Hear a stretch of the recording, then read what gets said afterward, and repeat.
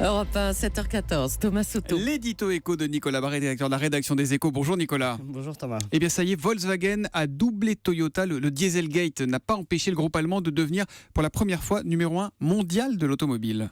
Oui, Volkswagen a doublé Toyota. Il avait déjà doublé General Motors. Les trois, d'ailleurs, se tiennent autour de 10 millions de voitures vendues chaque année.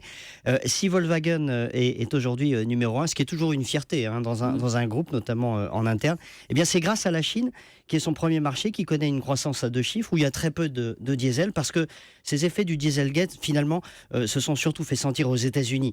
Il faut dire que la campagne là-bas anti-Volkswagen a été d'une violence absolument inouïe. Les autorités américaines et la justice en ont fait vraiment le coupable idéal. Ils ont été traînés dans la boue pendant des mois, pendant que les concurrents locaux, il faut bien dire, se frottaient les mains. Il y a eu vraiment du Volkswagen bashing et ça a coûté cher en termes de vente. Certes, mais malgré ça, Volkswagen a donc réussi à faire mieux que Toyota. Pourquoi ? Alors, oui, d'abord, ils font mieux en volume parce qu'ils ont une douzaine de marques, du très haut de gamme, Audi, Porsche, jusqu'au marché de masse. Ils sont plus forts aussi sur tous les grands marchés mondiaux, mais ils sont moins bons en revanche que Toyota en rentabilité parce que Toyota ne vend pratiquement que des Toyota, donc il y a moins de frais de marketing, c'est une gamme plus simple.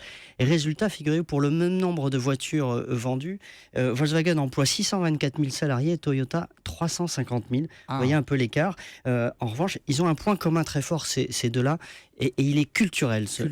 Culturel, oui, parce que ils sont issus de deux vieilles nations industrielles où on est obsédé par la qualité, l'ingénierie, les process de fabrication. Ce sont des pays d'ingénieurs.